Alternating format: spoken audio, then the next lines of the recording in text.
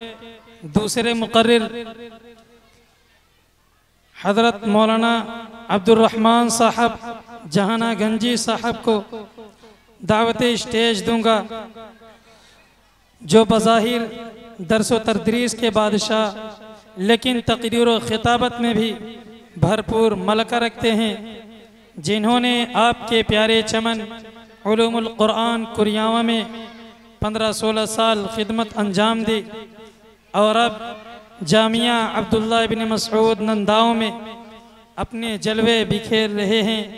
الحمدللہ نحمدہ ونستعینہ ونستغفرہ ونعوذ باللہ من شرور انفسنا ومن سیئات اعمالنا من يهده الله فلا مضل له ومن يضلله فلا هادي له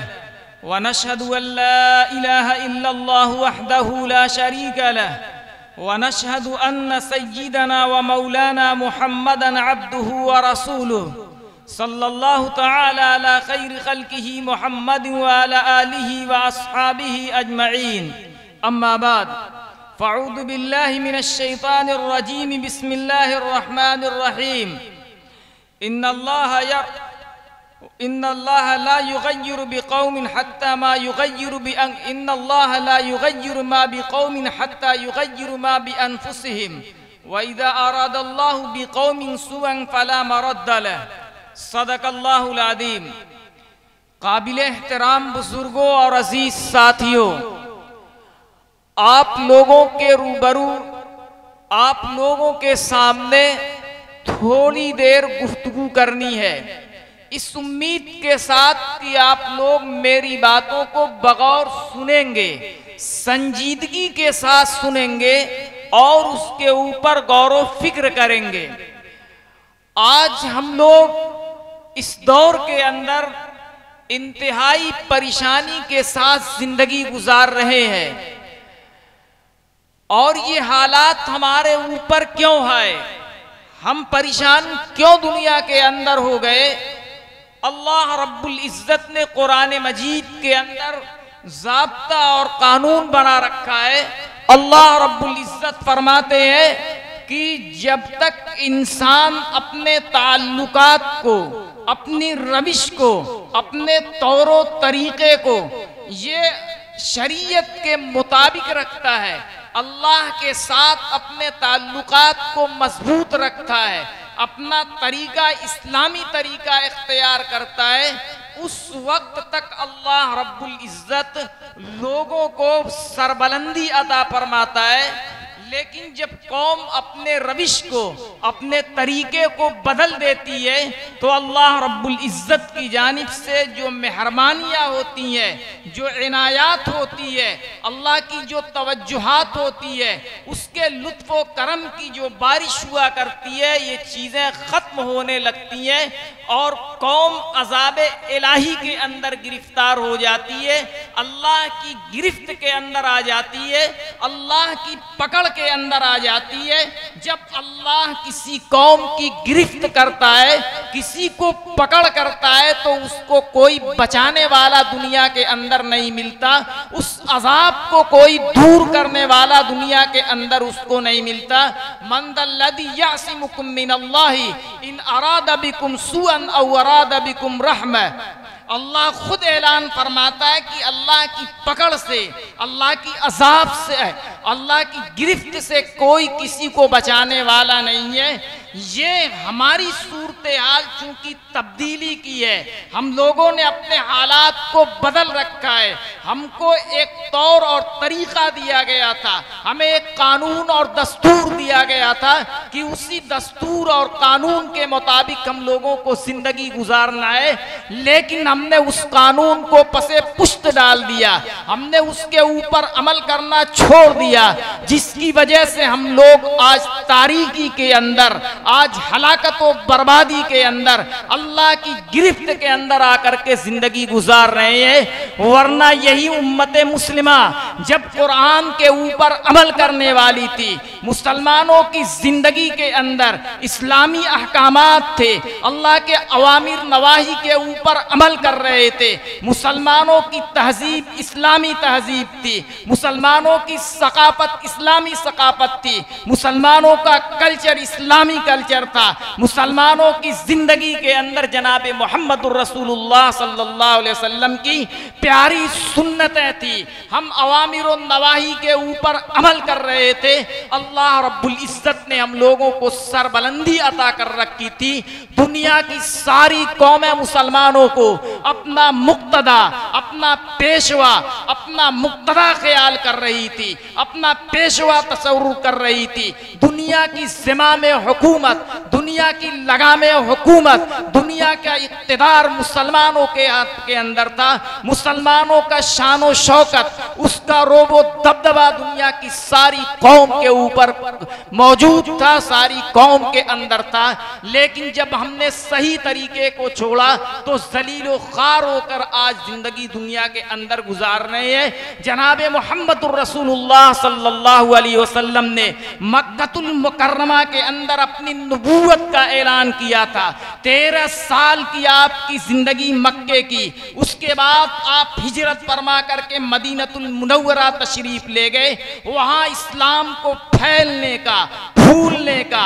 بڑھنے کا، اس کی نشر و اشاعت کا انتہائی حسین موقع ملا۔ جناب محمد الرسول اللہ صلی اللہ علیہ وسلم نے جو مذہب خدا کی طرف سے ان کو عطا کیا گیا تھا، اس کی نشر و اشاعت انتہائی شاندار انداز میں کی، اور اپنی 23 سالہ قلیل مدت کے اندر پیغمبر علیہ السلام نے پورے جزیرت العرب کو اسلامی دائرے کے اندر داخل کر لیا تھا۔ پورا جزیرت العرب کے اوپر اسلامی پرچم لہرا رہا تھا۔ حضرت عمر رضی اللہ تعالیٰ عنہ کے دور خلافت کے اندر یہ اسلامی پرچم جزیرت العرب سے آگے جا کر کے دنیا کے 3 بر اعظموں کے اوپر لہرا رہا تھا۔ دنیا کی ہر قوم مسلمانوں سے خوف زدہ تھی، دنیا کی کوئی قوم مسلمانوں سے مقابلے کے لیے تیار نہیں تھی۔ یہ اللہ رب العزت نے ہمیں قوت عطا کی تھی، یہ شان و شوکت عطا کیا تھا، صرف اور صرف اس لیے کہ ہم اللہ والے تھے، اللہ کے احکامات کے اوپر عمل کرنے والے تھے۔ لیکن جب ہم نے اپنے طریقے کو بدلا، خدا نے دنیا کے اندر آج ہمیں رسوا کر دیا۔ اندلس کی سرزمین کے اوپر، فلسطین اندلس کی سرزمین کے اوپر، اسپین کے اندر مسلمانوں کا مختصر سا لشکر 5000 کی تعداد پہلی مرتبہ اپنا قدم رکھتی ہے اور پہلی جنگ کے اندر فتح حاصل کرتی ہے۔ دھیرے دھیرے رفتہ رفتہ پورے اندلس کے اوپر مسلمانوں کا قبضہ ہوا اور اسلامی پرچم پورے اندلس کے اندر لہراتا رہا۔ 800 ایک روشن باب ہے، ایک خوشنما باب ہے جس کو مختصر سے وقت کے اندر بیان نہیں کیا جا سکتا ہے۔ مسلمانوں نے عجیب و غریب کارنامے وہاں پہ انجام دے رکھے ہیں۔ ہزاروں مساجدیں قائم کی گئی تھی، ہزاروں مدارس قائم کیے گئے تھے، ہزاروں کتب خانے وہاں پر بنائے گئے تھے، لاکھوں کتابیں لوگوں نے اپنے ہاتھوں سے لکھ رکھی تھی۔ یہ ہر مسجد کے اندر 5 وقت اللہ کی صدا بلند ہو رہی تھی، اللہ اکبر کی آواز آ رہی تھی، لوگ نماز پڑھنے کے لیے پنجگانہ مسجد کے اندر تشریف لے جاتے تھے، ذکر و اذکار کی محفلیں قائم ہوتی تھی، قرآن و مجید کی تلاوت کی جاتی تھی۔ لیکن جب ہم نے اپنے آپ کو، اپنی اہمیت کو بھولا، اپنے آپ کو بھولے، اپنی کلچر کو بھولا، اپنی تہذیب کو ہم نے چھوڑا، اللہ نے ہمیں رسوا کر کے دکھا دیا۔ ہمارے اندر انانیت پیدا ہوئی، عجب پیدا ہوا، تکبر پیدا ہوا، ہمارے اندر انتشار پیدا ہوا، اختلاف پیدا ہوا، ہمارے اندر عیش و عشرت آئی، ہم عیش پرستی کی زندگی کے دلدادہ ہوئے، خواہشات نفسانی کے پیروکار ہوئے، نفسانی خواہشات ارشاد کے اوپر عمل کرنے والے ہوئے، ان تمام وجوہات کی بنیاد پر ہمیں رسوائی اٹھانی پڑی، ہمیں ذلت اٹھانی پڑی۔ 800 سال کے بعد وہ دن بھی اس سرزمین کے اوپر آیا جہاں سے ایک ایک مسلمان کو تلاش کر کے، جستجو کر کے، کھوج کر کے ختم کر دیا گیا، اور اس سرزمین کے اوپر جہاں ہزاروں مسجدیں قائم تھیں، اللہ اکبر کی صدا بلند ہو رہی تھی، وہاں اللہ کا کوئی نام لینے والا باقی نہیں رہا۔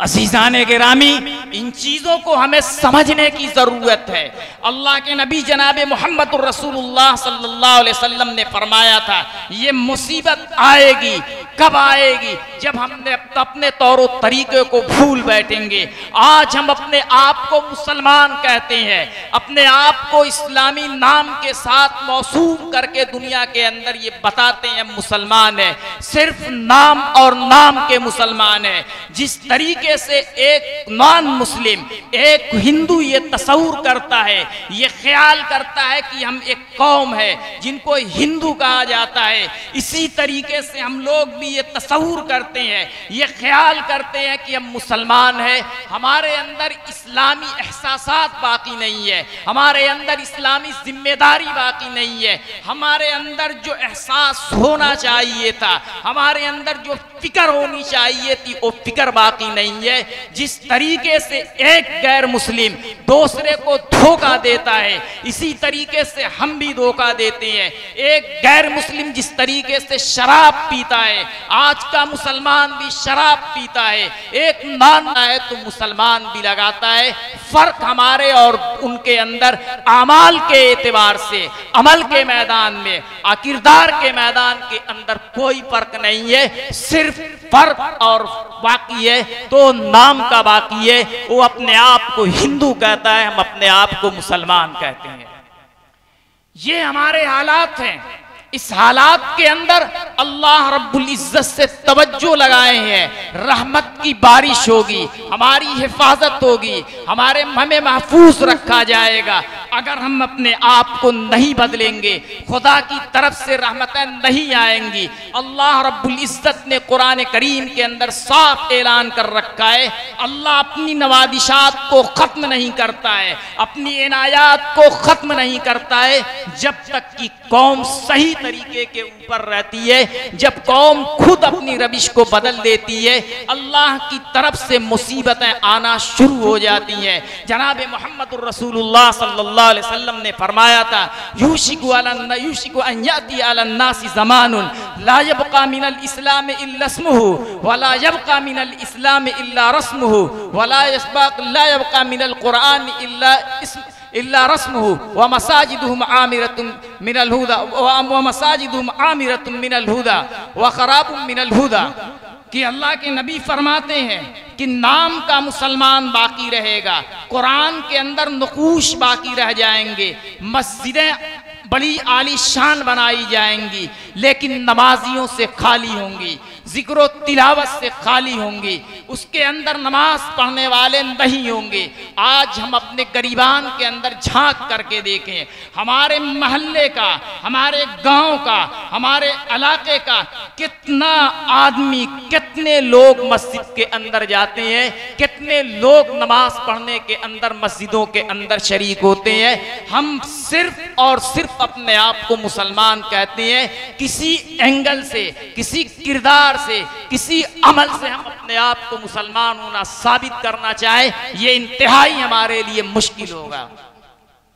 اپنے آپ کو بدلنا ہے، اپنی اولاد کو بھی بدلنا ہے۔ اولاد کو بدلنے کے لیے اس مکاتب کے اندر، مدارس کے اندر ان کو داخل کرنا پڑے گا۔ اپنے آپ کی تبدیلی کے لیے اللہ والوں سے واسطے، رابطے قائم کرنے ہوں گے، ان سے تعلقات بڑھانے ہوں گے۔ علماء کرام جو مجلسوں کے اندر، علماء کرام جو جلسوں کے اندر واعظ و نصیحت کرتے ہیں، ان کی واعظ و نصیحت کو حرز جاں بنانا پڑے گا، اس کے اوپر عمل کرنا پڑے گا۔ اپنے بچوں کو مدارس کے اندر، مکاتب کے اندر داخل کر کے اسلامی عقیدے کی، اسلامی کردار کی، اسلامی اعمال کی ان کو تعلیم دینی پڑے گی۔ ہماری یہ مدارس وقت کی انتہائی اور سخت ضرورت ہے۔ اگر ہم نے ان کو درس دیا جاتا ہے لوگوں کے ساتھ ملنے جلنا کس طریقے سے ہوگا، ہمارا شب و روز کس طریقے سے گزرے گا، ان تمام چیزوں کی تعلیم ہمیں اس مدارس کے اندر دی جاتی ہے۔ اس لیے یہ مدارس ہمارے لیے وقت کی انتہائی اور سخت ضرورت ہے۔ اگر ہم اپنے بچے کو صحیح بنانا چاہتے ہیں، ایک صحیح مسلم بنانا چاہتے ہیں، تو اس کو مدرسے کے اندر داخل کرنا پڑے گا، مکتب کے اندر اس کو داخل کرنا پڑے گا، پیسے خرچ کرنے پڑیں گے۔ لوگوں نے اپنے اولادوں کی تعلیم اور تربیت کے لیے پیسوں کو خرچ کیا ہے۔ وقت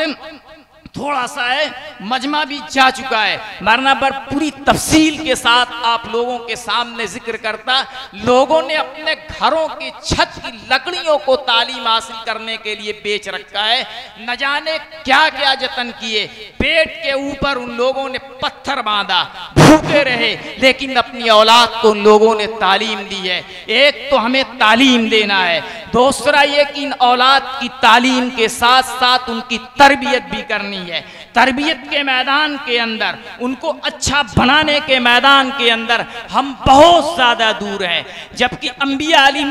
السلام جو دنیا کے اندر ہادی بن کر کے آئے تھے، اللہ نے ان لوگوں کو بھیجا تھا کہ آپ لوگوں کی رہنمائی کیجئے۔ سب سے مقدس جماعت انبیاء علیہ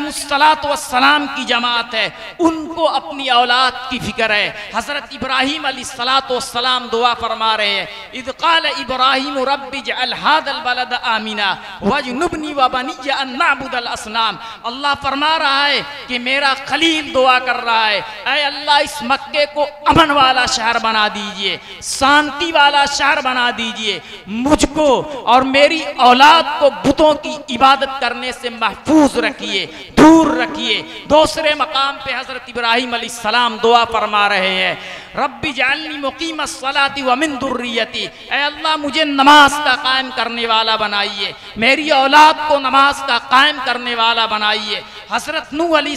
السلام طوفان کے اندر بھی اپنی اولاد کی فکر کے اندر پڑے ہوئے ہیں۔ طوفان نوح آ چکا ہے، زمین سے پانی نکل رہا ہے، آسمان سے پانی اتر رہا ہے، کشتی نوح کے اندر مومنین سوار ہو چکے ہیں۔ باپ کو اپنے بیٹے کی فکر ہے، کہا یا بنی ارکب معنا ولا تکن من الکافرین، اے میرے لڑکے کشتی کے اندر میرے ساتھ سوار ہو جائیے، کافر مت بنو۔ قال سآوی الی جبل یعصمنی من الماء، لڑکے نے کہا تھا اے باپ میں جودی پہاڑ کا سہارا لوں گا، سب سے اونچا پہاڑ ہے، سب سے بڑا پہاڑ ہے، اس پہاڑ پر جا کر کے بیٹھ جاؤں گا اور عذاب الہی سے میں محفوظ رہوں گا۔ حضرت نوح علیہ السلام نے کہا اے میرے بیٹے آج اللہ کے عذاب سے کوئی کسی کو بچا نہیں سکتا ہے، عذاب خداوندی کا فیصلہ ہو چکا ہے، عذاب آ گیا ہے، آپ اس سے بچنے والے نہیں ہو۔ بات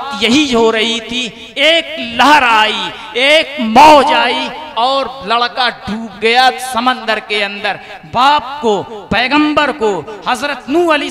السلام کو اپنے بیٹے کی فکر ہے۔ حضرت یعقوب علیہ السلام کے مرنے کا وقت قریب آ گیا ہے، ان کو یقین ہو چکا تھا کہ اب دنیا سے ہمیں رخصت ہو کر کے جانا ہے۔ بچوں کو اکٹھا کیا تھا، ام کنتم شہداء اذ حضر یعقوب الموت اذ قال لبنی ما تعبدون من بعدی قالوا نعبد الہک و الہ آبائک ابراہیم و اسماعیل و اسحاق و الہ واحدا ونحن له مسلمون۔ حضرت یعقوب علیہ السلام اپنے مرنے کے وقت، قریب ہے موت کا وقت، اپنے بچوں کو اکٹھا کیا، سوال کیا کہ میں دنیا چھوڑ کے جا رہا ہوں، بتاؤ تم لوگ میرے بعد کس کی پرستش کرو گے، کس کی عبادت کرو گے، کس کی پوجا کرو گے، کس کے سامنے سجدہ کرو گے؟ تمام لڑکوں نے بیک وقت کہا تھا اے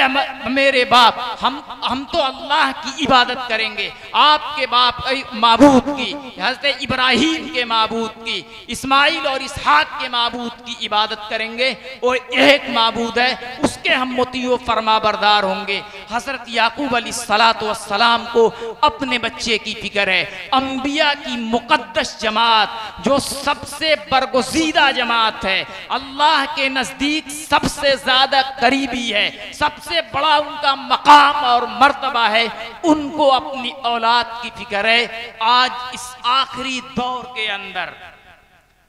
قیامت کے نشانات جبکہ ظاہر ہو رہے ہیں، چھوٹی چھوٹی علامتیں رونما ہو چکی ہیں،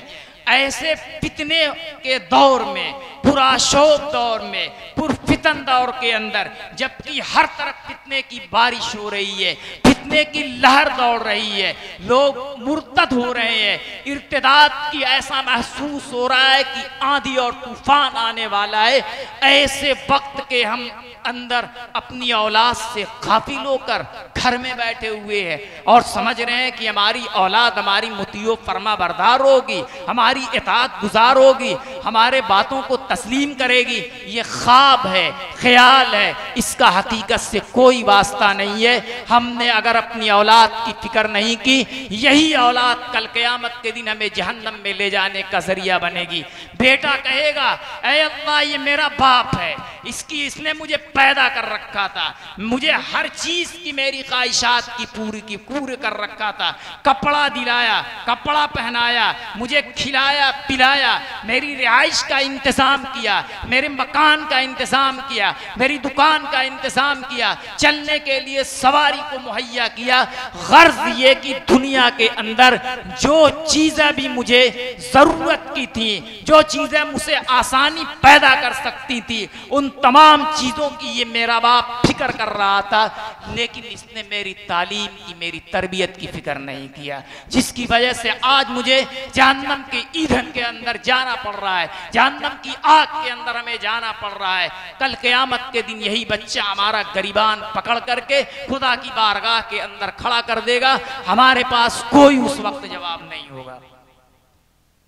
عزیزان گرامی، ان چیزوں کو ہمیں سمجھنے کی ضرورت ہے، غور کرنے کی ضرورت ہے، تبدیلی کی ضرورت ہے۔ غفلت کی چادر ہم اوڑھ کر کے سوئے رہیں گے تو وہ دن دور نہیں ہے کہ ارتداد جو ہم سنتے ہیں کہ لوگ مرتد ہو رہے ہیں، وہ ہمارے گھر کے دروازے پہ دستک دے گا اور ہم سمجھ نہیں پائیں گے۔ اس وقت ہم اپنا ہاتھ اپنے ماتھے پر رکھ کر کے افسوس کریں گے، اس کا حل ہمیں نظر نہیں آئے گا۔ اس لیے اپنے آپ کی تبدیلی پیدا کریں، بچوں کی بھی فکر کریں۔ اللہ رب العزت نے فرمایا قُوْ أَنفُسَكُمْ وَأَهْلِكُمْ نَارًا، کہ اپنے آپ کو بھی جہنم کی آگ سے بچاؤ، اپنی اولاد کو بھی جہنم کی آگ سے بچاؤ۔ بچانے کا طریقہ یہ کہ ان بچوں کو صحیح تعلیم دی جائے، صحیح تربیت کی جائے، تو یہ بچہ انشاءاللہ اللہ کا مطیع و فرما بردار ہوگا، ہمارا اور آپ کا مطیع و فرما بردار ہوگا، ہر چھوٹے بڑے کی قدر کرنے والا، احترام کرنے والا ہوگا۔ اللہ رب العزت ہم لوگوں کو کہنے سننے سے زیادہ عمل کی توفیق عنایت فرمائے۔ وآخر دعوانا الحمدللہ رب العالمین۔ دعا فرما لیں۔ اللہم صلی علی محمد النبی الامی وعلی آلہ وصحبہ سلم تسلیما۔ اللہم انت السلام منک السلام تبارکت ربنا ذی الجلال والاکرام۔ ربنا ظلمنا انفسنا وان لم تغفر لنا وترحمنا لنکونن من الخاسرین۔ ربنا لا تزغ قلوبنا بعد اذ ہدیتنا وہب لنا من لدنک رحمہ انک انت الوہاب۔ اللہم اغفر لنا ولوالدینا ولآبائنا واجدادنا ولاساتذتنا ولجميع المؤمنین والمؤمنات والمسلمین والمسلمات والاحیاء منہم والاموات انک مجیب الدعوات۔ مولا کریم بے شک ہم مجرم ہیں، خطاکار ہیں، گناہگار ہیں، یا اللہ ہم تمام لوگوں کی خطاؤں کو، گناہوں کو معاف فرما۔ مولا کریم ہم تمام لوگوں کی سیئات کو حسنات سے مبدل فرما۔ مولا کریم پوری امت کے اوپر رحم کا، کرم کا، عافیت کا معاملہ فرما۔ مولا کریم کریم جو لوگ پریشان حال ہیں ان کی پریشانیوں کو دور فرما، جو مقروض ہیں ان کے قرض کو غیب سے پورا کرنے کا ذریعہ پیدا فرما، جو مریض ہیں ان کو شفا نصیب فرما، مولا کریم جو مقروض ہیں ان کے قرض کو غیب سے پورا کرنے کا ذریعہ پیدا فرما، مولا کریم اس ملک کے اندر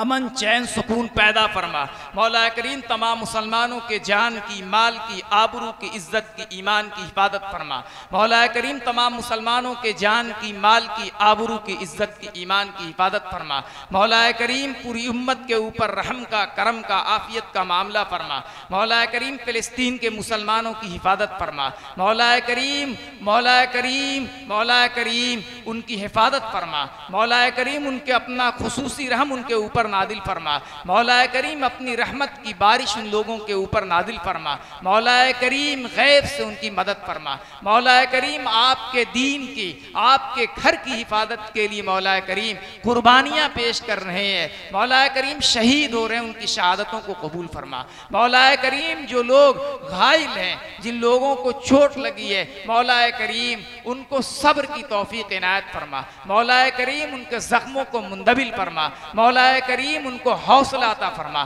مولا کریم ان کی اعانت فرما، مولا کریم اس ملک کے اندر امن چین سکون پیدا فرما، مولا کریم ہماری اولاد کی تربیت فرما، مولا کریم ہماری اولاد کی تربیت فرما، مولا کریم ہمارے نسلوں کی تربیت فرما، مولا کریم ہماری نسلوں کی تربیت فرما، مولا کریم اپنے اور اپنے حبیب صلی اللہ علیہ وسلم کی سچی پکی محبت ہم تمام مسلمانوں کے دلوں کے اندر پیدا فرما، مولا کریم تمام لوگوں کے دل کے اندر پیدا فرما، مولا کریم رحم کا، کرم کا، عافیت کا معاملہ فرما، مولا کریم اس جلسے کو منعقد کرنے کے لیے، مولا کریم اس جلسے کو سجانے کے لیے، مولا کریم جن لوگوں نے محنت کی ہے ان کو اپنی شان شان بدلہ نصیب فرما، مولا کریم جو اس بچے اس مدرسے کے اندر پڑھتے ہیں ان کی مولا کریم تربیت فرما، مولا کریم ان کی تربیت فرما، مولا کریم ان کو علم سے نواز دے، مولا کریم ان کو دین کا دائی، دین کا سپاہی، دین کا مجاہد بنا، مولا کریم ان کو دین کا دائی، دین کا سپاہی، دین کا مجاہد بنا، مولا کریم جو لوگ دنیا سے جا چکے ہیں تمام لوگوں کی مغفرت فرما، مولا کریم جن کی مغفرت ہو گئی ان کے درجات کو بلند فرما، مولا کریم آپ کا پاک نام جن بزرگان دین کے ذریعے سے ہم تک پہنچا ہے، مولا کریم ان کو اپنی شان شان بدلہ نصیب فرما، مولا کریم اپنی شان شان بدلہ ان کو نصیب فرما، مولا کریم جو ہم لوگوں سے خطائیں ہوئی ہے اس کو معاف فرما، مولا کریم مرنے کے وقت کلمہ طیبہ لا الہ الا اللہ ہم لوگوں کی زبان پہ جاری فرما، مولا کریم حشر کے میدان کی سختی سے عبادت فرما، مولا کریم قبر کو جنت کا باغ بنا، مولا کریم قبر کو جنت کا باغ بنا، بغیر حساب کتاب کے جنت الفردوس کے اندر داخلہ ہم لوگوں کا نصیب فرما، مولا کریم نام اعمال داہنے ہاتھ کے اندر ہم لوگوں کو نصیب فرما، مولا کریم جو مانگا ہے اسے بھی عطا فرما، جو مانگنے سے رہ گیا اسے بھی عطا فرما، ربنا تقبل منا انک انت السمیع العلیم وتب علینا انک انت التواب الرحیم، صلی اللہ تعالی علی خیر خلقہ محمد وعلی آلہ واصحابہ اجمعین برحمتک یا ارحم الراحمین۔